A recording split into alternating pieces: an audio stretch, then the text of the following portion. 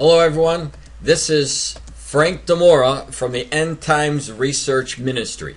I'm the author of the book, The Last Chronicles of Planet Earth, which is a book filled with proof, evidence, and documentation that we are living in the final days just prior to the second coming of the Lord Jesus Christ. I'm going to give you the scriptures and I'll give you the fulfillment of the prophecies. And it is overwhelming in most cases, and in many of the cases that you're going to be reading in this book, you'll see that they're almost word for word in many of the cases, showing us that the prophecies are being fulfilled. So on this YouTube channel that hopefully you just discovered, you're going to see me connect what the Lord had to say about His warnings for the last days, and then you are going to see how it is coming together in these last days just prior, again, to the return of the Lord Jesus Christ. So let me, first of all, move on to the next hint for you. The book, The Last Chronicles of Planet Earth, that I wrote, I wanted to make sure that you can get it today if you wanted to read it. And here is the website that you can go to, that you'll see a link once you get to my website. Right below the book, you're going to find a link. And that is the April 1st, 2014 book. So what I want to discuss right now is Syria. Because there is a prophecy about Syria in the last days that is being fulfilled. It's in the process of being fulfilled. And I wanted to show you this prophecy. And it is found in Isaiah chapter 17, verse 1. And then there's also a prophecy in the book of Jeremiah, but just for this YouTube video, I want to center on Isaiah. It says this: the burden of Damascus, behold, Damascus is taken away from being a city, and it shall be in a ruinous heap. Now, what we do know from the prophecies, both in Isaiah and Jeremiah, is that in the last days, just before the Lord comes back, Syria was going to be left in this ruinous heap, destroyed. As you can see from the picture right here, Syria is turning into that ruinous heap. And by the way, since this picture was put up by me, the situation has gotten much worse, and more people have died in Syria. Now, one of the first things that I want to show you here is who wrote about the destruction of Syria, because this is going to be very important for you. So for that, let me show you something, then you'll understand why that I'm giving you this information. I'm going to have a link at my site. It's called Religion, and it gives the information about the Quran, when the Quran was written, who wrote the Quran, and obviously Muhammad is the one who came up with these visions, if you were. And I wanted to show you, go right to the chase here, I'll let you read that. But the writings that he had was really established around 650 AD. So keep this date in mind, all right? He was talking about Syria. 650 AD is when we see Muhammad writing about what was going to happen to Syria in the last days. But was there writings before this of which he could have taken and then devised into his own words, and as a result ended up as being the Quran? You better believe it. Let me go to it. Now here's another site that I'm going to give to you because it provides information about the prophet Isaiah, of which we got Isaiah 17:1. And when you look and you read, now I'm not going to read all of this, but what I wanted you to see here is Isaiah, the son of Amos, is often thought as the greatest of the writing prophets. His name means the Lord saves. He was a contemporary of Amos, Hosea, and Micah, beginning his ministry in 740 BC. All right, so way before the book that came out by Muhammad, known as the Quran. So essentially what we see here is the book of Isaiah around 2,500 years ago, established way before Muhammad, way before he had supposedly had these visions. So he could have definitely went into the scriptures and taken the things that he wanted to write out of the scriptures to make it look like it was his visions, when in fact it was done previously by the Lord through the prophet Isaiah. I wanted to make this well known because of the article that I'm going to be showing you. Very important that you understand what was written first. So here we have the prophecy again about Syria, and as you can see, again, we have Isaiah 17:1. Now here is the current news about Syria. Apocalyptic prophecies drive both sides to Syrian battle for end of time. And what I like to do is I'm going to go over to this article and read some of this article, and then you'll understand why I gave you this information of who really wrote the prophecy first about what was going to happen to Syria in the last days. So this news report came out by Rutgers. We're at their website here. It says, obviously, the apocalyptic prophecies that I just mentioned to you. So let's go down and read it. And this is where I'm going to tie in the reason why I gave you both the information about when the Bible was written under the prophet, at least the book of Isaiah in the Bible by the prophet Isaiah, compared to what Muhammad did. Look at this. It says, conflict in Syria kills hundreds of thousands of people and spreads unrest across the Middle East. Iranian forces battle anti-Shiite fighters in Damascus, and the region braces for an ultimate showdown. There's no question. That part is definitely true. We've been seeing this now going on for 2 years, the Syrian conflict. If the scenario sounds familiar to an anxious world watching Syria's devastating civil war, it resonates even more with the Sunni and the Shiite fighters on the front lines who believe it was all foretold in the 7th century prophecies. Now, from the first outbreak of the crisis in the southern city of Dara, the apocalyptic forecast of the Middle East, soaked in blood, many combatants on both sides of the conflict say its path was set 1400 years ago in the saying of the Prophet Muhammad and his followers. So now you know that there was a prophecy made, but that prophecy, unlike what we see here, was actually made many, many years before this prophecy by Muhammad. So if you really want accuracy of who gave us this information, you can't rely on this, because there was information. And the Dead Sea Scrolls, by the way, even prove this, that this information was written long before Muhammad ever did it, long before this, almost 2,500 years ago, compared to this 1,400 years that they're saying in here. So I wanted to bring this to you because it was the Lord's writings that is the most accurate and spot on as we see what's going on between Syria today and the two factions trying to split up Syria, causing the civil war. There's prophecy coming to pass, so keep your eyes on what's going to take place in Syria.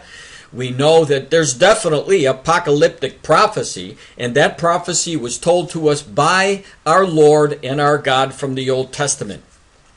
So if you're going to be on the watch, this is one thing you should definitely be watching for, because there are a lot of scenarios that could come out of this, including one of the scenarios would be that Syria would see that they're going to lose control and try to attack Israel, because as I've shown before, Bashar al-Assad has said that if he thinks that his regime would fall, he would attack Israel, knowing that the Arab brothers unite and then go after Israel. That is one of the scenarios. So let's continue. Now you see the Christian flag here, and you see the cross knocked out, because the reason why I did this is because of the prophecy, the last day signs that Jesus gave to us about the Christian persecution.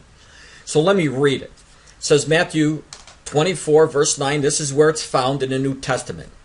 And then shall they deliver you up to be afflicted, and shall kill you, and you shall be hated of all the nations for my name's sake. And again, in Revelation chapter 6:9, this is what the Lord tells us about the revelation, what's going on in the revelation. And keep in mind, this is when the majority of Christian persecution is going to be coming from who?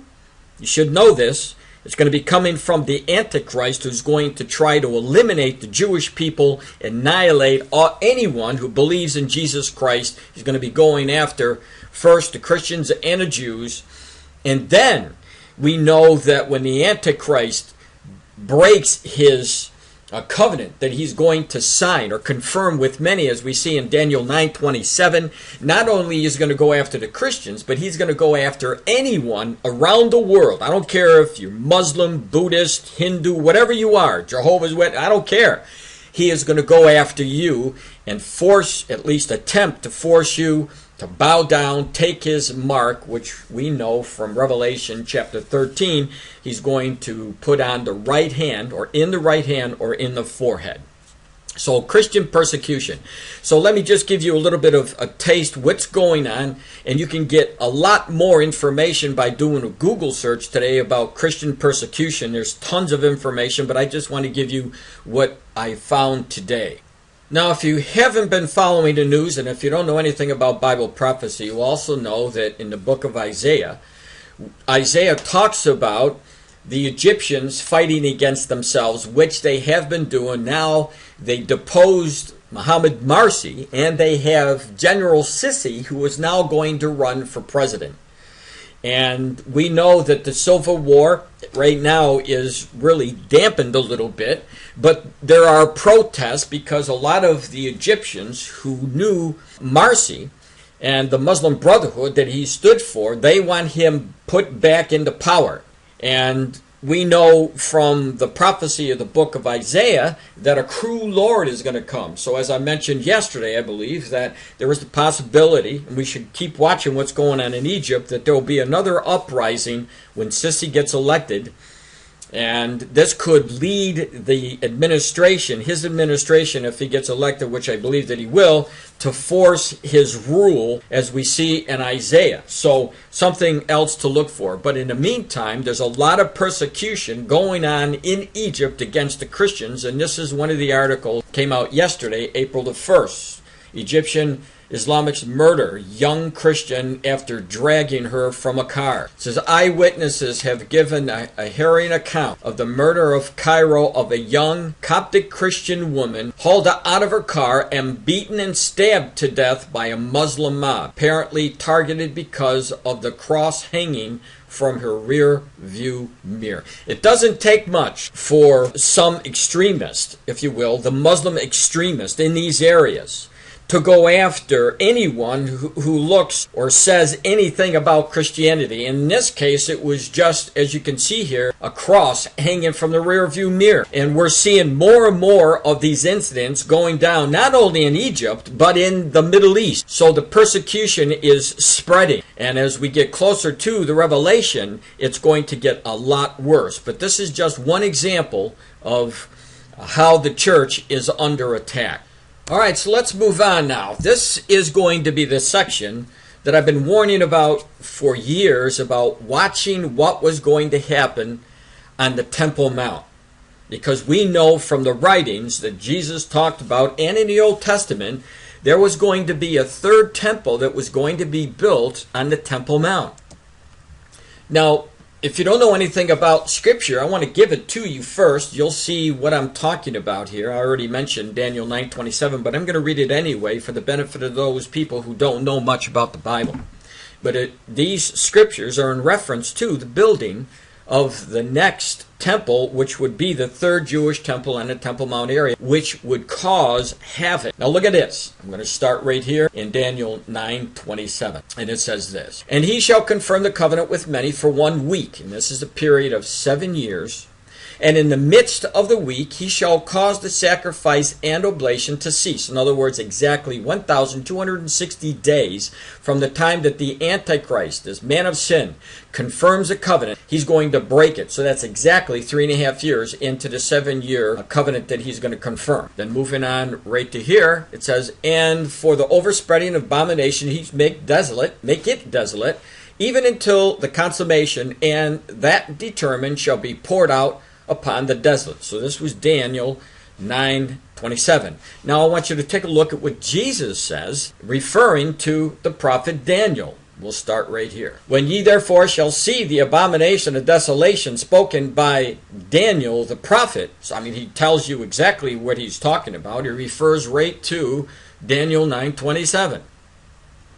And he goes on, stand in the holy place, whosoever readeth, let him understand. And of course, if you are on fire for the Lord and you're walking with Jesus, and you're just like a disciple of the disciples that were with Jesus, then you are fully aware of what Jesus was talking about. And he was talking about Antichrist, the starting up of the third temple. This is the holy place that Jesus is talking about right here, that third temple. But now take a look at this from 2 Thessalonians chapter 2, verse 4.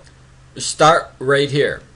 Now, who opposeth and exalt himself, in reference to the Antichrist, this is what he's going to do, exalt himself above all that is called God, or that is worshipped, so that he, as God, sitteth in the, what? Temple of God. This is the third temple that Jesus was referring to in Matthew 24:15. Now, showing himself that he is God. So the Antichrist is going to move into this third temple. He's going to do it exactly 3.5 years into the 7-year covenant. And I've been warning, if we are close, we should see news. As a matter of fact, let me go to something for you. I uploaded this video on February 29th of 2012, and I'm not going to play the whole video, but I was talking about the third temple, getting people aware of what we should be looking at in the near future. So let me just start it at the 4:57. It's not going to be playing long, but this way you understand what I've been warning about. So I'm just going to start it and listen away. We know for a fact that if we're in the last times, you better start seeing news about the third temple being rebuilt, and there's plenty of it.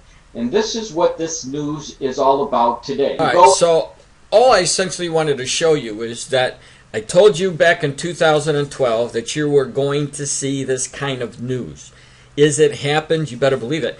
And my book is loaded with all the documentation that shows you what's been happening in Israel concerning the Temple Mount. Now, what you're going to see next in my news article that I just am going to present to you is the latest information that just came out. Now, here's an article that came out. I'm going to give you the link to it. This came from another prophecy site. And I also put up another video or another article that came out from another news site talking about the temple and talking about the problems and whatnot have been going on.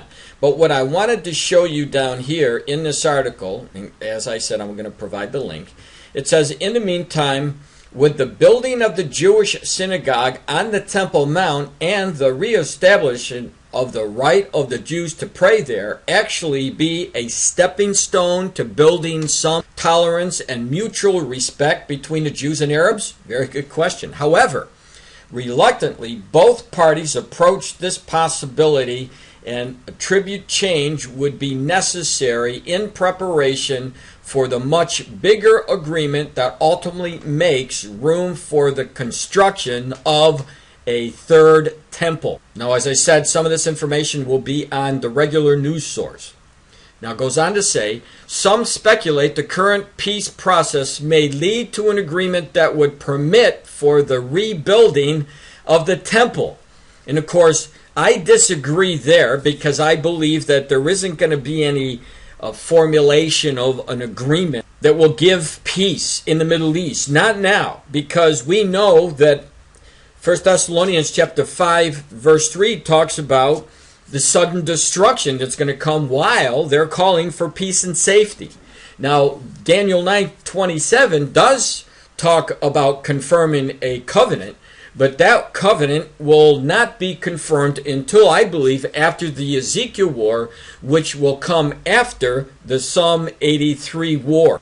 And once Israel has full control, they could do whatever they want with that area. Now, let me go on here. It says, if diplomacy cannot be achieved, then perhaps war will bring the desired result. And this is what I've been talking about. And finally, you have some other people looking at the same direction. Could it be the great Gog-Magog war described in Ezekiel chapter 38? This is exactly what I've been saying for years. Many Bible prophecy experts suggest the stage seems to be set, just such a war, as Russia and Iran are now key players against Israel, with Arab nations form an alliance with the Muslim republics of the former Soviet Union. And of course, I'm not even going to say anything about this in this video, but that's exactly another prophecy in Ezekiel chapter 38. It gives us all the details about the Muslim nations coming together with Russia, who will be leading the attack against Israel in the last days. So there's definitely concerns about writing or building this third temple. Now, one of the ways that they think it may be possible to build this third temple is to first make or build a synagogue on the Temple Mount, which would be a giant step for the Jews to be able to go up there and pray. One giant step towards building this third temple that Jesus was talking about. And this is what this article is dealing with, as you can see here, Breaking Israel News. So let me go and read this for you. It says, at first glance, it would appear to be a recipe for disaster, a proposal so brash it could ignite a conflagration between the Arab and the Jew. But the idea to build a synagogue on the Temple Mount in Jerusalem, which was recently put forward by an impressive array of rabbi, professors, and other public figures in a letter to Prime Minister Benjamin Netanyahu, might just contain within it the seeds of coexistence and should not be dismissed out of hand. It says in their missive, the signatories wrote, the Temple Mount is a unique place for prayer. We ask you as Prime Minister to do what is necessary to establish a place of prayer for Jews on the Temple Mount in a respectable and peaceful manner that will honor the holy place we all long for. And then in the next paragraph, they'll give you a host of rabbis, the chief rabbi and other rabbis who are pressing in on Benjamin Netanyahu to do this. It says, what prompted the letter is the ongoing situation on the Temple Mount, which is simply intolerable and cannot continue. Jews are denied the right to pray there, and their visits are severely restricted.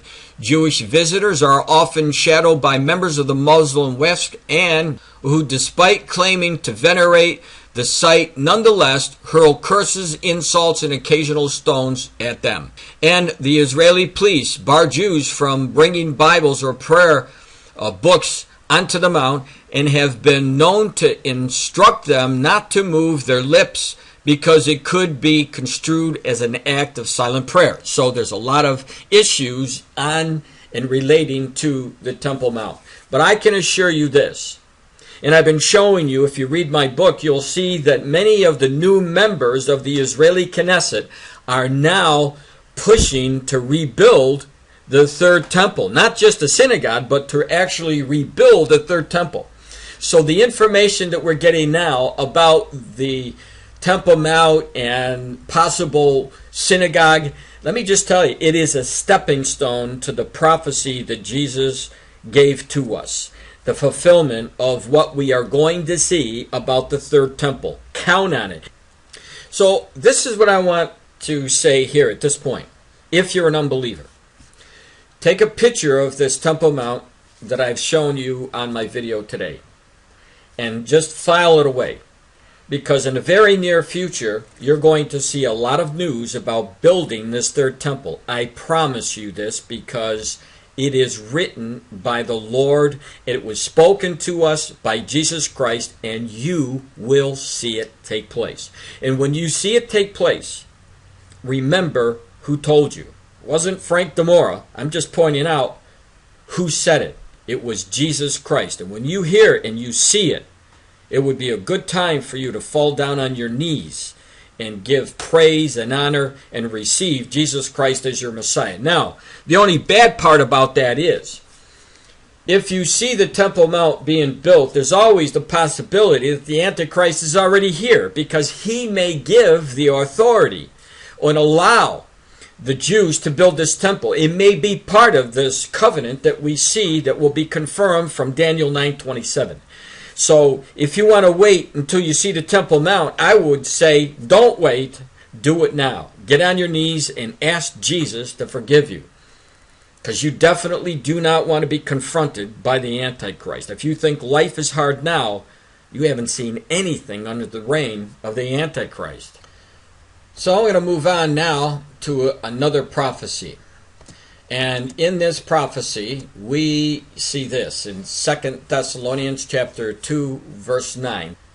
So what we know is in the last days, because of their unrighteousness, rejection of Jesus, whatever it may be, satanic people, or whatever it may be, anybody that refuses the righteous message of the Messiah and the cross, God shall send them a strong delusion that they should believe a lie.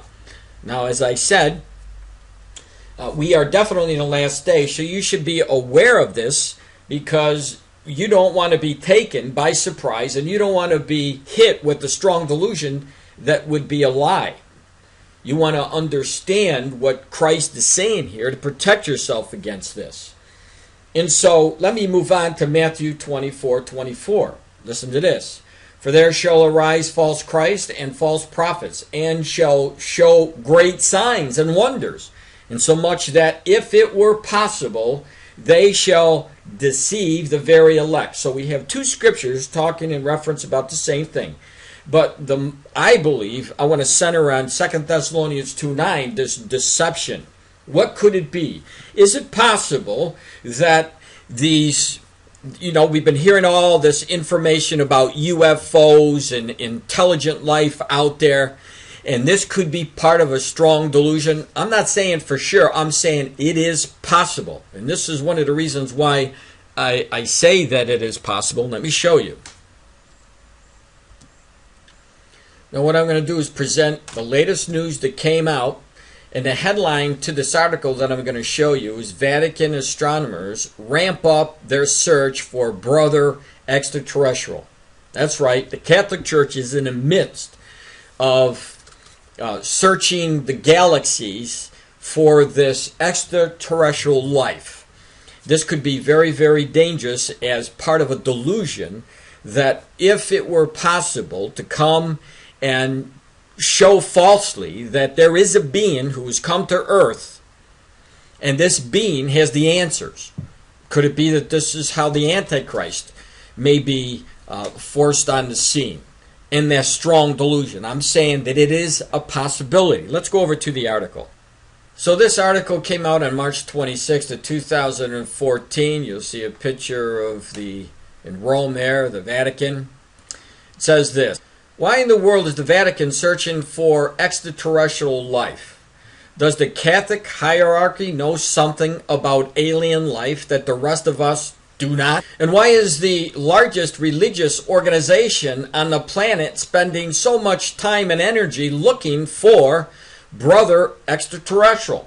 Earlier this month, the Vatican Observatory co-sponsored a major conference on extraterrestrial life that brought together 200 of the leading astrobiologists in the world.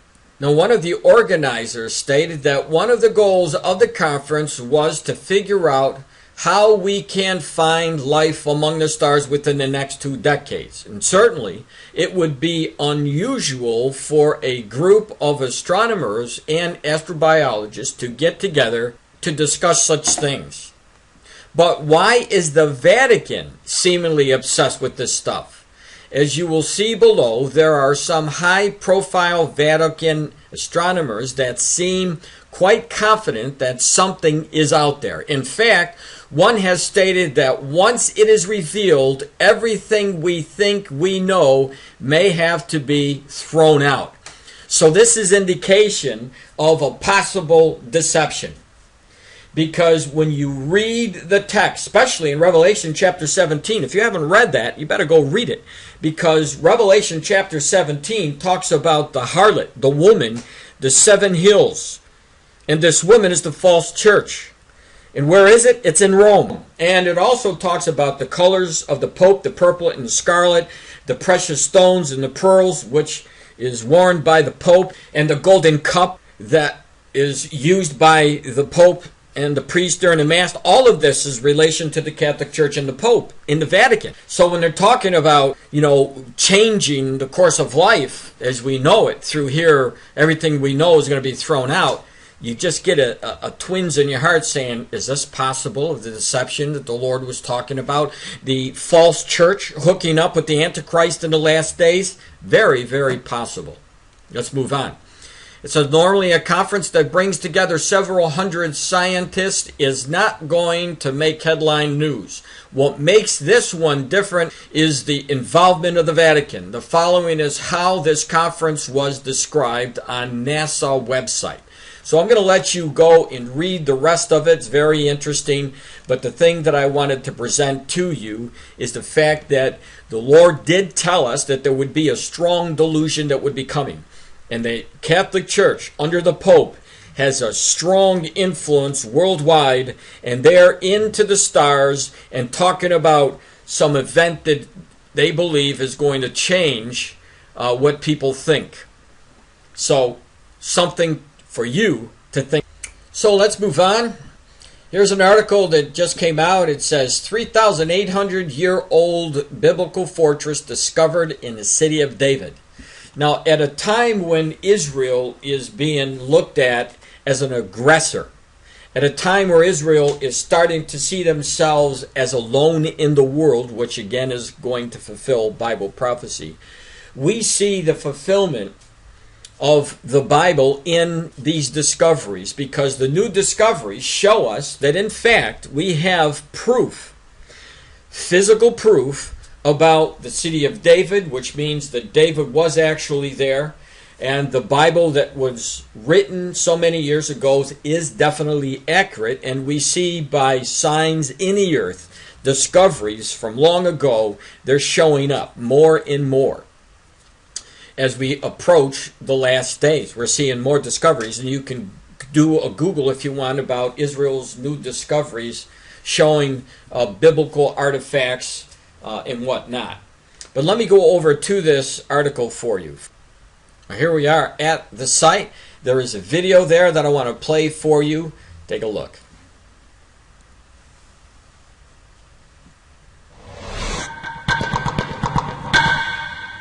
The Spring Citadel is an enormous building built inside the city of David, taking us back 3,800 years to the times of the King David and King Solomon, coming to this area and finding this place.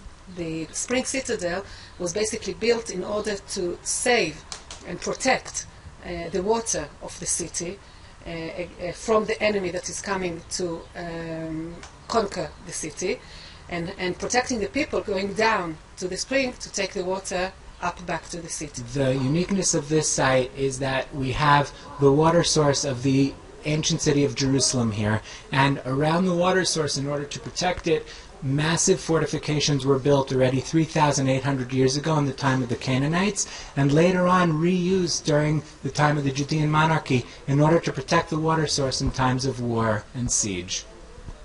You are digging here over 110 years, so what took such a long time? Well, first of all, the process of excavation is a slow process. I've been digging here with my partner Nachshon Zanton for about 2 years. Prior to us, Roni Reich and Eli Shukrun dug here for about 15 years, and basically everything was also wet sifted. All the sediments that were removed from the site were wet sifted, and we search for finds very slowly, and things take time. And when we expose archaeological elements, we dig very slowly in order to make sure we don't ruin them, detach them from their contexts until we fully understand where they're placed and what they're doing in the place that we found them. All right, so if you ever needed any proof that what the Bible has to say, there you go, in living color. City of David being found there 3,800 years ago, the Bible fortress. Now, it is proof.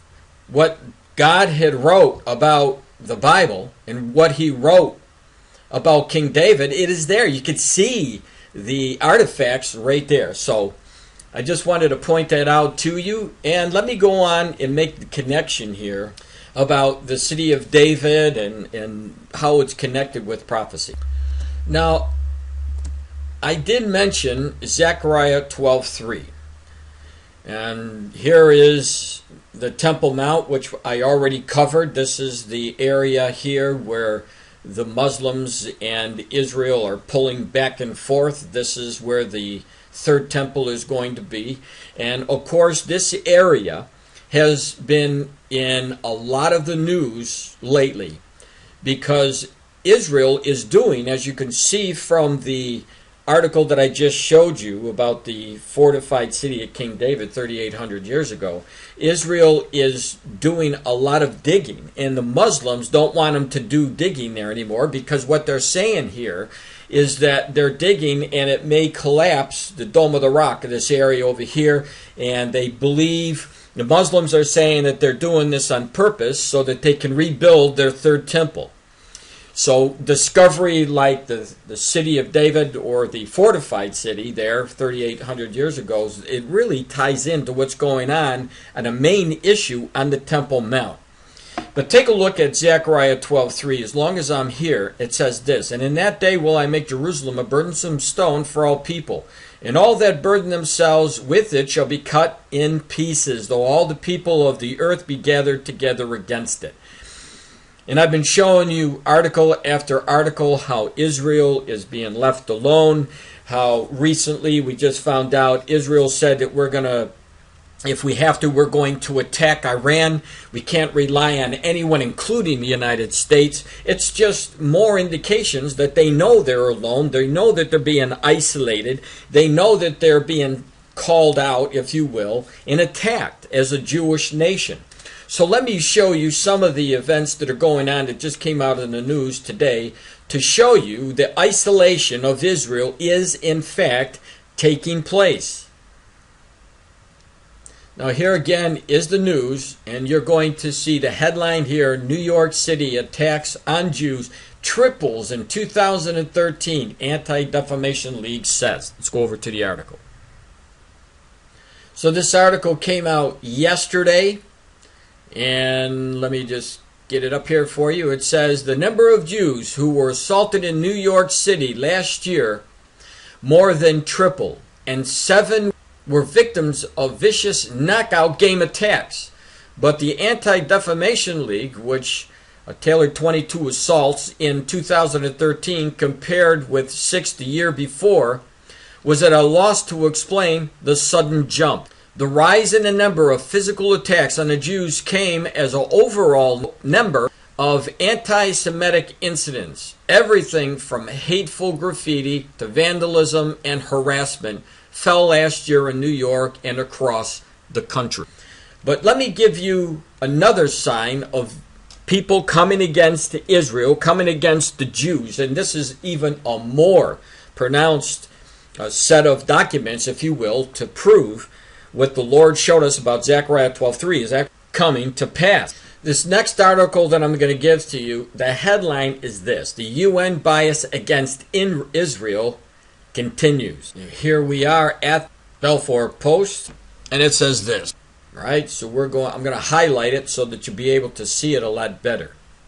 And it says this: there's an old Russian proverb, terminate what can't be repaired. Everyone interested in a just and lasting peace between the Arabs and the State of Israel should apply this proverb to that absurd organization, the United Nations Human Rights Council, UNHRC. To say that it is a flawed, if useful, instrument of advocating human rights is to argue that shifting chairs on the Titanic might have avoided the iceberg. The UNHRC consists of 47 nations elected for 3-year terms. Most important for understanding the character of its resolutions and its outright bias against, guess who? The State of Israel is its composition. The majority, 26 in all, are Asian and African countries. 8 are Latin American, and 7 are Western, and 6 are Eastern Europe. 18 of the countries are members of the Organization of the Islamic Conference, OIC.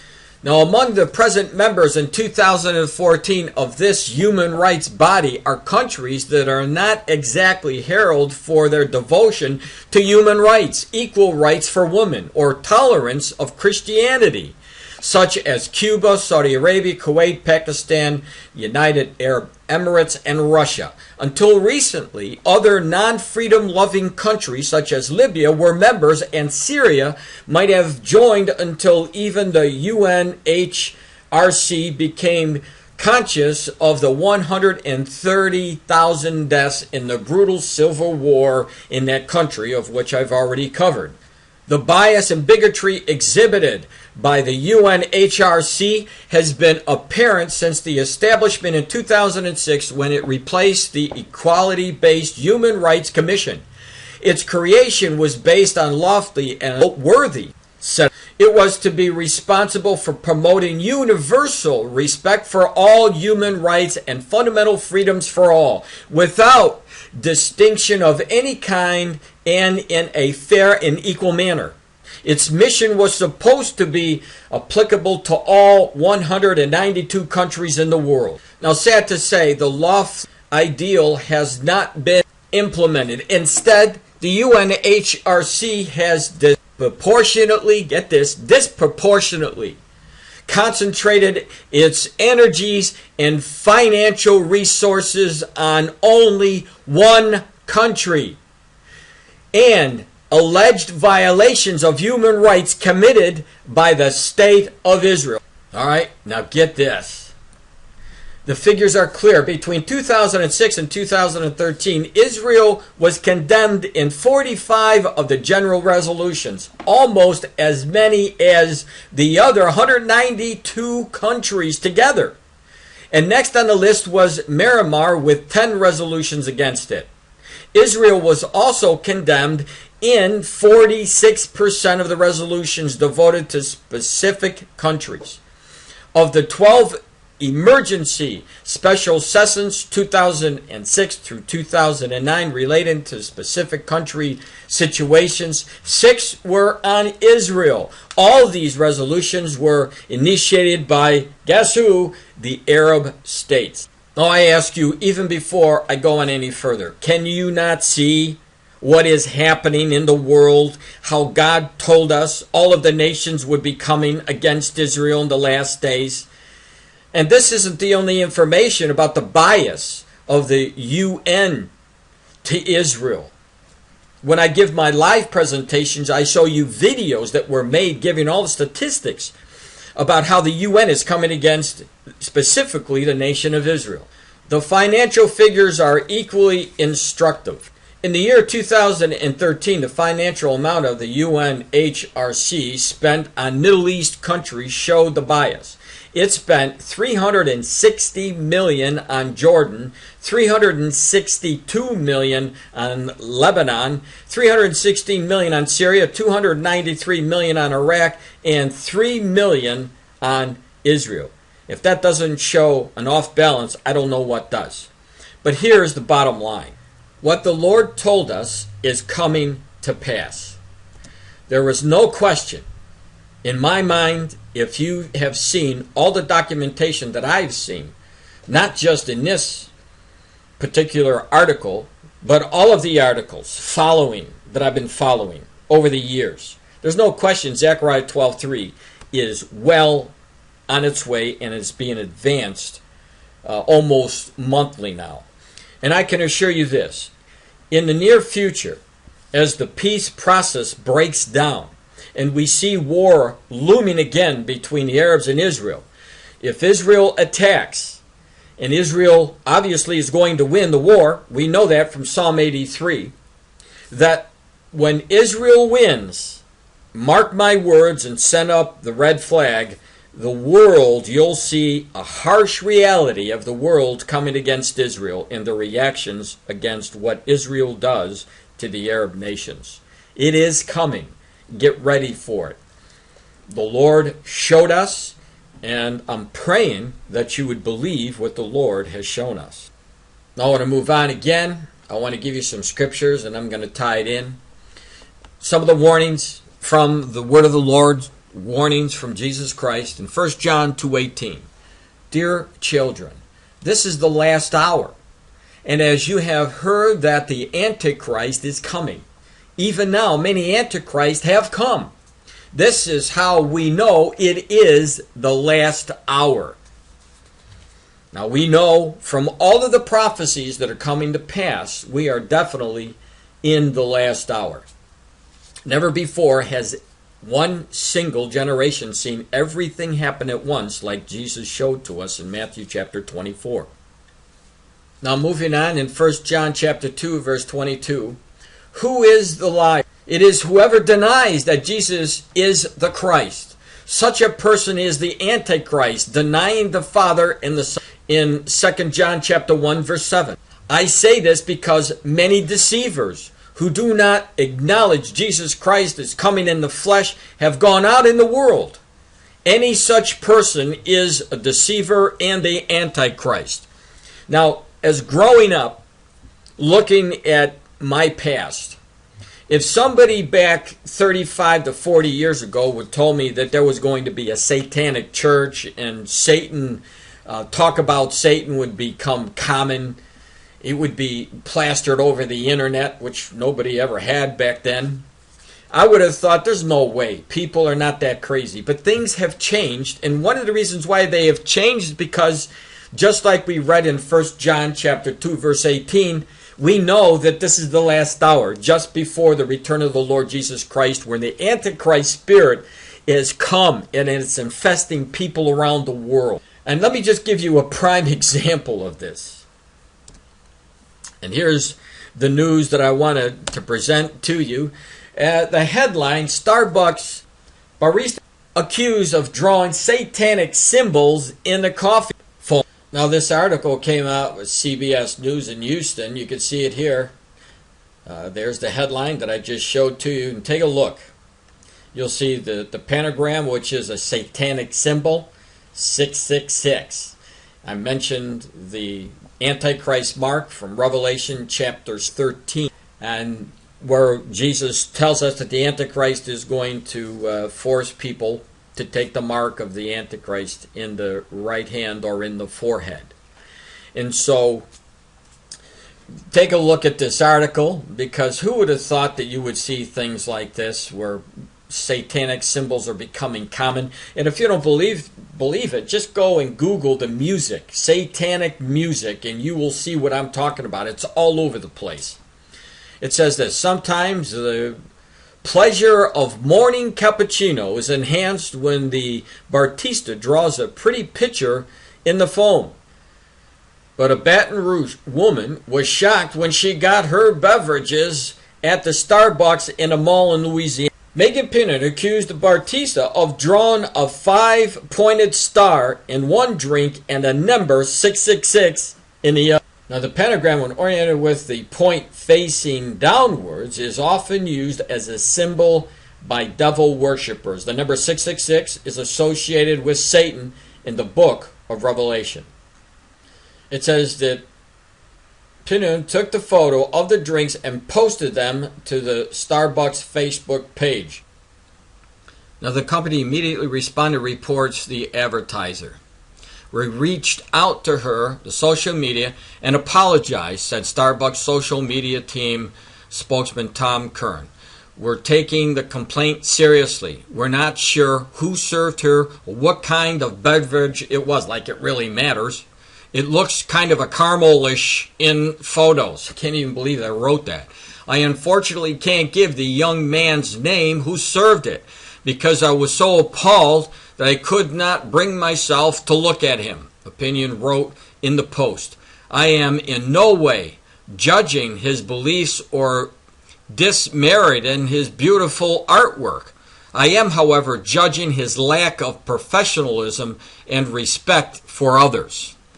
Now, I do know this, man. If somebody wrote this in mine, being a lover of the Lord Jesus Christ, I would have pointed out right away to the person who did this, and I would make sure that they knew right there that I was going to take action on this. Now, many of you may be saying, what's the big deal about this? Well, that's my point. These symbols of satanic worship and Satan have become common. And so to see this, most of the world now are saying, oh, we've been seeing this. But it's like the world is seeing things that the Antichrist, Satan, wants you to see. making it like it's okay, it's no big deal, but in fact, it is a huge deal. Now, I told you if you wanted to do a Google search, let me do it for you. I'm going to go to the images and take a look at this. Take a look at some of the, I mean, if this isn't an eye-opener, look at the devil, Satan. It's all over. Now, let me go a step further.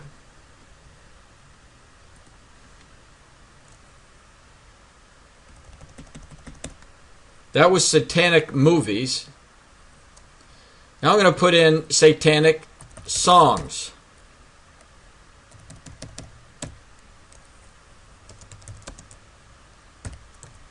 By Lady.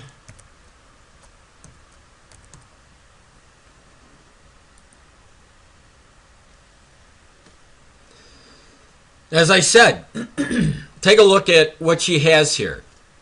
She's dressed up. You always see the outlines behind the scenes here. Look at this. Satanic symbols, Beyonce. You can scroll down when you get there and you can see it for yourself. It's all over the place. The pentagram, the symbols of Satan, 666. These things have become common.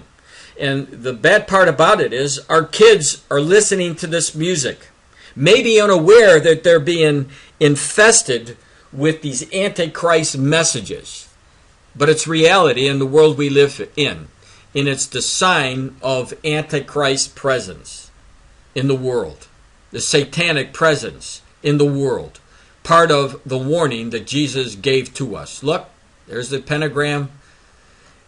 Again, the horns of Satan. It's just sick. But it is common. And it's getting worse.